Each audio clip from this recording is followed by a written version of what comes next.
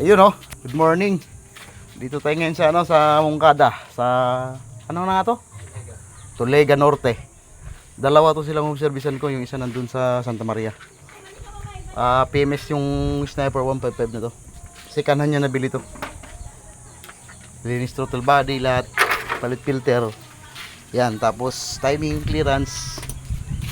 Ayun oh! Muntik na namang maging 20k ito kasi balak siyang pumunta doon kay kay Secret. Sabi ko kung wala kang isang baka doon, huwag ka nang pumunta. Sigurado. Pag 155, ubos ang pera mo.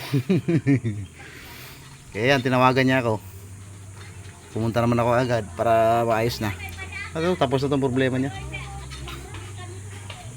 Smooth pa naman ito. Yung unang Sniper 152 yung una. Ayan o. Tinabas na pala to. Tapusin ko muna. Marami yung ano niya oh. Total body, grabe. Naglilinis muna ako.